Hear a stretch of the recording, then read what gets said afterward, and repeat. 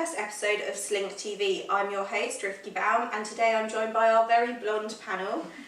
Our first panellist is Becky Barnes, the co-founder of Plus North and the social media manager for SLiNKboutique.com.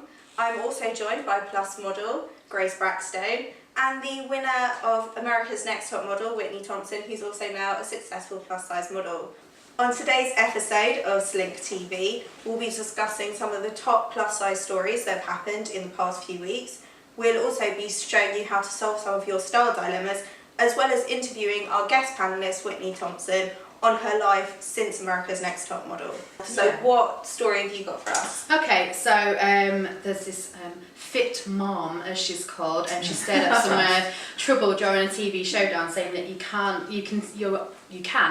tell fat people that they're unhealthy, and that's your right to just, I don't know if it's randomly walk up to people and go, yo, you're unhealthy, or, but she's saying that's okay. She sounds lovely. Yeah, she's like a my fat sister. We don't advocate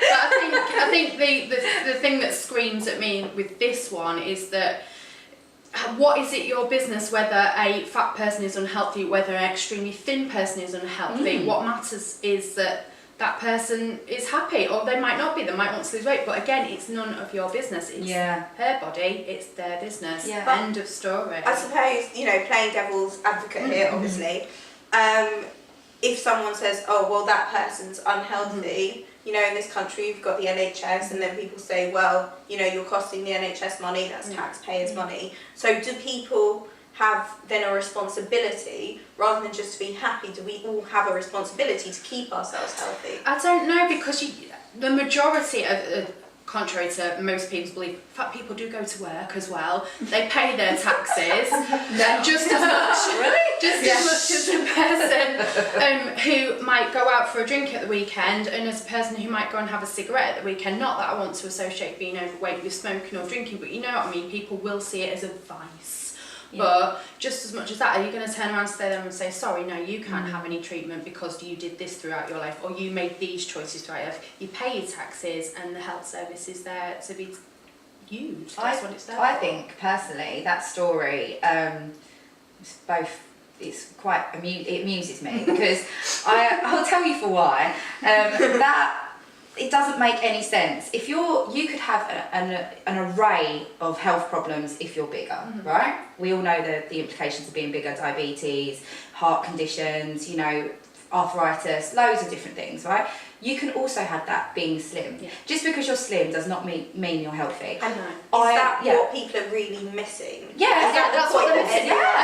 I think it's been drummed into you so much that if you see a slim person, that they must be equals healthy. health. Yeah, if you see a fat person, actually, if you're unhealthy. slightly obese, you can be healthier than someone who is underweight, because when you're underweight, the fat builds up around your vital organs, and you actually have a higher likelihood of heart attack and things like that. Health is such a complex matter. Unless you are a doctor who has examined that specific person, you cannot make a judgment on their health. It's as simple as that. I totally agree with you.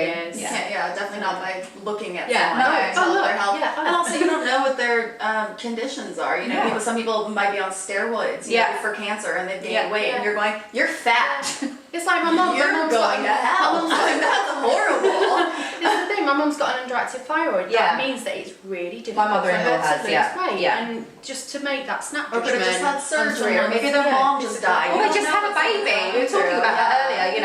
About all these celebrity mums that 9 days. I've got a six-pack after giving birth to triplets. That's not healthy. It's the pressure. It's the constant pressure of women having to look a specific way, and it's wrong. Do you think the pressure comes from other women? Do you think the pressure comes from men? Is it a media thing? Is it a combination? I think it's a combination. I think it's definitely media and other women, but mostly because of the media. I mean, we have a $40 billion a year diet industry. And 95% of all dieters gain that weight back, whatever they've lost within 5 years.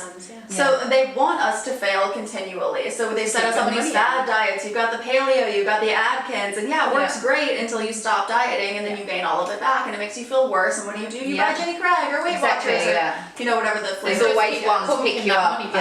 Instead of teaching us how to properly eat. And why is it? It's because we have these people, these massive corporations who are making tons of money who don't want us to understand our own bodies. So they say, you're fat, you need to look like X, Y, and Z, or else you're a cow. And so, Nicole Kidman, she hasn't eaten enough this week, and then next week she had a sandwich, so she's pregnant. Yeah, it's ridiculous. It is. It's the media, and it is. Heidi Klum, she just had a baby, and here she is in a Victoria's Secret lingerie show looking better than you ever will. Yeah, great. Thanks, Heidi. There's expectations that just can't be met by everyone. Like, everyone is different, and everyone has different ways of putting on, losing, whatever.